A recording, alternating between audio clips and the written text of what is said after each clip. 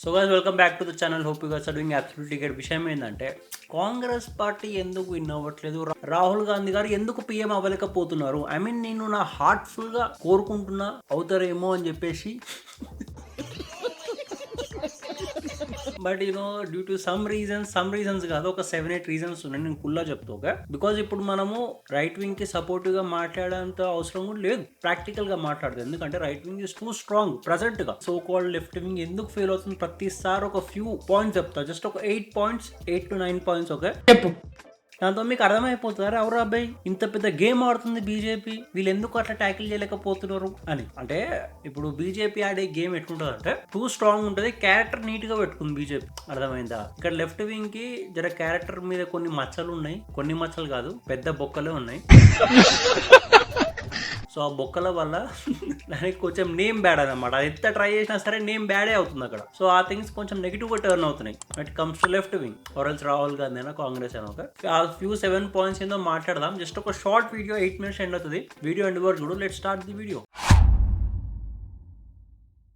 So first thing ఏంటంటే ఈ so call left wing 75 years నుంచి రూలింగ్ చేస్తుంది. 70+ years చేసుకో బేసిక్. ఓకే, 70+ years లో వాళ్ళు ఏం డెవలప్మెంట్ చేసిర్రు వీళ్ళు అంతగా అనిపిస్తలేదు. ఇప్పుడు అదే బీజేపీని ఇదే థింగ్ నువ్వు క్వశ్చన్ చెయ్యి, బీజేపీ విత్ స్టాట్స్ తీసుకొచ్చి బయట పెడుతుంది. మేము రోజుకి ఇన్ని కిలోమీటర్ల రోడ్లు వేస్తున్నాం,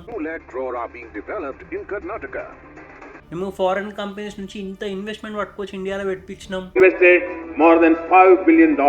మేము ఇన్ఫ్రాస్ట్రక్చర్ డెవలప్మెంట్ చేసినాం, మేము పెద్ద పెద్ద హాస్పిటల్స్ ఎయిమ్స్ కట్టించినాం. उसमें मेरे संसदीय क्षेत्र के 3 जिला मुख्यालयों पर 3 मेडिकल कॉलेज प्राप्त हुए हैं. इसके लिए भी बहुत बहुत धन्यवाद. ఒక దుక్కు వీళ్ళు స్టాట్స్ మీద మాట్లాడుతుంటే రాహుల్ గాంధీ గారు ఆర్ కాంగ్రెస్ పార్టీ లీడర్స్ ఏం చేస్తారంటే ఇండియన్ ఎకానమీ డెడ్ ఎకానమీ అనేస్తాడు. आपको ये मालूम नहीं है कि इंडियन इकोनॉमी डेड इकोनॉमी है? అదే ఇంకో సైడ్ ఏమో జేపీ మోర్గన్స్ హెడ్ ఆయన వచ్చి ఏమంటాడు, India is the fastest growing country. Narendra Modi has done an unbelievable job in India. ఇంతమంది పూర్ పీపుల్ ని ప్రావర్టీ లైన్ నుంచి పైకి లేవట్టినారు. He's taken 400 million people out of poverty. Opposition party ఎంత బుడదలన్నా చల్లుకొని జేపీ మోర్గన్సన్కి ఏం అవసరం, వానికి ఏమన్నా పర్సనల్ గా ఏమన్నా కనెక్షన్ ఉందా బీజేపీతో? లేదు కదా. వాడు బిజినెస్ చేసుకుంటాడు, బ్యాంకింగ్ బిజినెస్, వానికి ఏది పర్టికులర్ గా మీట్ అయితే దాని మీదే మాట్లాడతాడు, రైట్? జేపీ మోర్గన్స్ ఇంకేదో ఉంటుంది Blackstone, black bird. Okay, వాళ్ళు కూడా రీసెంట్ గా ప్రెస్ కాన్ఫరెన్స్ లో చెప్పారు అనమాట, India is the fastest growing, India is the future of world. India, this is the G10, clearly the fastest growing country. అలా అనేసారు అన్నమాట. అండ్ బీజేపీ కూడా stats మీద మాట్లాడుతుంది. బట్ ఇక్కడ ఈ సోకాల్ లెఫ్టిస్ట్ అయినా సరే ఆర్ రాహుల్ గాంధీ గారు అయినా సరే ఇండియన్ ఎకానమీ డెడ్ ఎకానమీ పడిపోయింది, జీడిపి చూడు, అది చూడు, పర్ క్యాపిటల్ చూడు, ఇవన్నీ ఫాల్తూ ముచ్చట్లు మాట్లాడతారు. ఇప్పుడు బ్యాంకింగ్ సెక్టర్లలో ఉన్న ఈ సోకాల్ జేపీ మోర్గన్స్ అయినా కానీ లేకపోతే బ్లాక్ స్టోన్, బ్లాక్ బోర్డ్, వీళ్ళు అనాలిసిస్ చేయకుండానే మీటింగ్లలో మాట్లాడుకోరు కదా. వీళ్ళు స్టాట్స్ మీద development is first priority development ఇచ్చేసారు బీజేపీ వాళ్ళు. సో ఆ బేస్ మీద లిటరల్లీ ఎవరైతే హేటర్స్ ఉంటారో బీజేపీ వాళ్ళు కూడా చెయ్యలేదు అని అనలేకపోతున్నారు. అది విజిబుల్ గా కనిపిస్తుంది పీపుల్ కి. అంటే అప్పుడప్పుడు కొన్ని రోడ్లు అక్కడెక్కడ చూపించేసి ఇగో ఏం రోడ్లు కట్టిరు అని అంటారు, కానీ అట్లీస్ట్ రోడ్లు కట్టిరు. ఆ కాంట్రాక్టర్ గానీ లేదో మోసం చేసిరేమో కానీ మన రూలింగ్ అయితే అది కూడా చేయలేం కదా. సో మాట్లాడకపోవడం బెటర్. సెకండ్ పాయింట్, కాంగ్రెస్ ఆడే అపీసన్ పాలిటిక్స్. బీజేపీ గవర్నమెంట్ ఏ రేంజ్ లో ఎక్స్పోజ్ చేసిందంటే కాంగ్రెస్ ఆడే అపీసన్ పాలిటిక్స్ కి, అంటే హిందూస్ అవేర్ అవ్వడంతో పాటు మైనారిటీ పీపుల్ కూడా వేరే లెవెల్ అవేర్ అయిపోయారు. मेरा कौन सा अधिकार बीजेपी ने छीना है कि मुसलमानों को डराया जाता है बीजेपी के नाम पर? వాళ్ళ కుల్ల రియలైజ్ అయ్యేటట్టు చేసింది బీజేపీ. ఏమని, అరే కాంగ్రెస్ ఇట్లా అపీసన్ పాలిటిక్స్ ఆడింది కాబట్టే మీ లైఫ్ డెవలప్ కాలేవురా, మీరు ఎన్ని రోజులు ఆ పంచర్ దుకాన్లు, ఆ చిన్న చిన్న షాపులు, బిజినెస్ చేసుకుంటే బతికిర్రా, మీరు డెవలప్ అయ్యే టైం రా మీకు, ఇది మీరు గ్రో కావాలని చెప్పి ఎడ్యుకేషన్ స్కీమ్స్ ఇవన్నీ ప్రొవైడ్ చేయడము. मुस्लिम वोट एक चुन के मोदी जी की योजनाओं को, पीएम आवास को, कार्ड को जाएगा, फ्री गैस को जाएगा, मोदी जी के शौचालयों को जाएगा. కాంగ్రెస్ ముస్లిం కి పార్టీ అంటారు. कांग्रेस का मतलब मुसलमान. మైనారిటీ పీపుల్ బయటకు వచ్చి ఏమంటారు, అరే మేముంటే మీ పార్టీ ఉందా, లేకపోతే మీ పార్టీకి పుట్టగతులు లేవంట. यही नहीं मालूम कि मुसलमान है तो तेरी कांग्रेस है. అంత నేమ్ బ్యాడ్ అయిపోయింది కాంగ్రెస్ ఆడ అపీసన్ పాలిటిక్స్ మీద. బెస్ట్ ఎగ్జాంపుల్, రీసెంట్ ఎగ్జాంపుల్ చెప్పమంటే రీసెంట్ గా తమిళనాడు కార్తీక దీపం ఇష్యూ చూసుకో. ఆడ ముస్లిమ్స్ క్రిస్టియన్స్ కుదా అంటారు, అరే మాకు ప్రాబ్లమే లేదురా భయ్, మీరు దీపం పెట్టుకోరాడా. బట్ లేదు, లెఫ్ట్ వింగ్స్ 107 MPs దాంట్లో ఓఎస్సీ ఒకడు, వీళ్ళందరూ పోయి ఆ పలానా జడ్జ్ ఎవరైతే హిందూస్ కి ఫేవర్ గా జడ్జిమెంట్ ఇచ్చిందో నేను తీసేసేర్రి అని చెప్పి అపీల్ పెట్టిరాడు. ఇది అపీజన్ పాలిటిక్స్. ఈ అపీజన్ పాలిటిక్స్ ఇవి ఆడి ఆడి ఆడి పబ్లిక్ లో ఘోరంగా బ్యాడ్ అయిపోయారు, లెఫ్ట్ వింగ్ అయినా కాంగ్రెస్ అయినా. అండ్ ఇంకోటి third point, anti national elements. మీరు ఎప్పుడన్నా చూసుకోరు, ఏ లెఫ్ట్ వింగ్ ఓడైనా సరే యాంటీ నేషనల్ టెర్రరిస్ట్ యాక్టివిటీస్ ఏమైనా వాళ్ళకి మద్దతుగా మాట్లాడతారు. ఎందుకంటే ఓట్ బ్యాంక్. పేల్గామ్ ఇష్యూ టైంలో అలా సపోర్టర్స్ అందరిది తీసుకో, జర్నలిస్టులు అయినా సరే ఎవరిదైనా సరే వాళ్ళ వీడియోలు ఎత్తి చూడు, సాఫ్ట్ వేలో దాంట్లోనే మాట్లాడతారు. Red fort bomb blast soft వేలో పేర్లు ఎత్తకుండా ఎవరు హర్ట్ కాకుండా, అరే అయితే అయ్యింది చేస్తే చేసి రాబోయే అని చెప్పారు వీళ్ళు. సాఫ్ట్ వేలో కాపాడుకోవడం ట్రై చేస్తారు. ఏమొచ్చింది కాపాడుకుంటే? ఇప్పుడు చేసింది ముస్లిం ఓడైనా సరే ఇక్కడ ఉన్న ముస్లిమ్స్ కు తిడుతున్నారు, అరే మీరు ఎందుకు చేస్తుర్రా చెత్తప.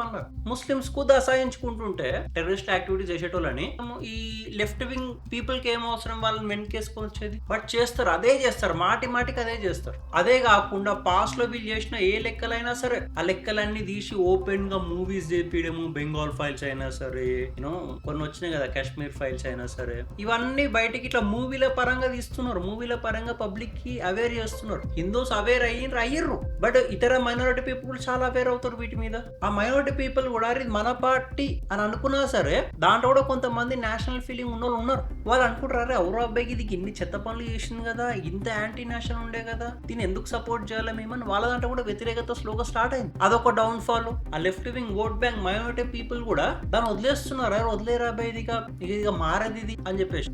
ఫర్ ఎగ్జాంపుల్ రీసెంట్ స్టేట్మెంట్ చూడు, no person on this planet is illegal.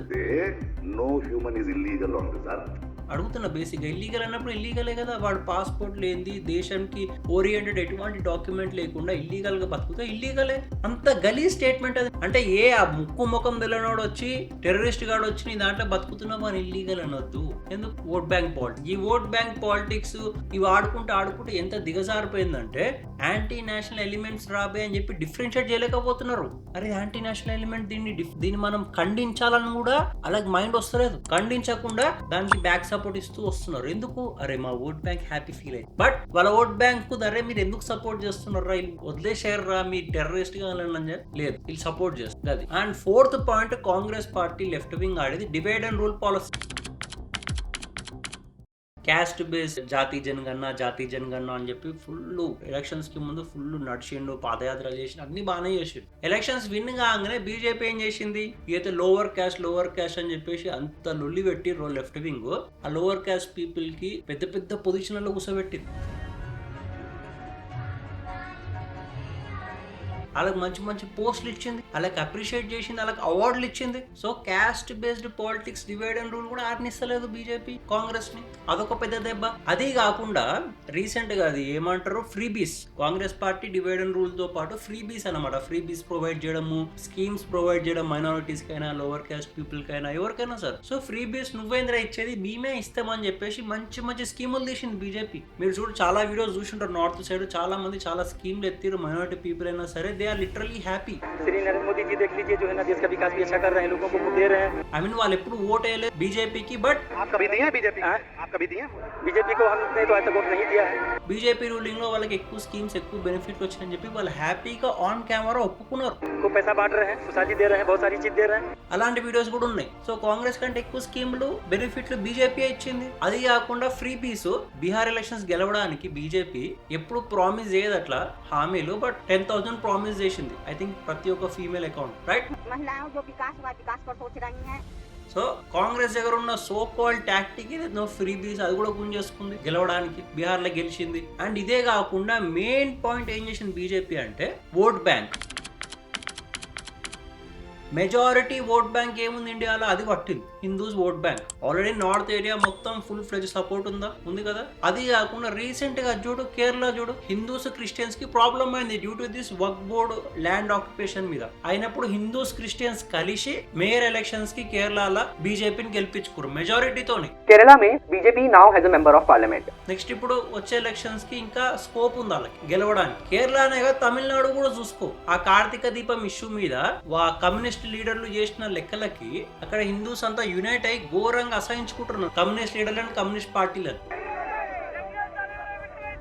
And ఇప్పుడు మెజారిటీ ఓట్ బ్యాంక్ పట్టుకోవడమే కాదు, వాళ్ళ opposition left wing vote bank ఏదైతే ఉందో ఇల్లీగల్ ఇమిగ్రేషన్, మైనారిటీ అపీజన్ పాలిటిక్స్, వీటిని బ్రేక్ చేసింది.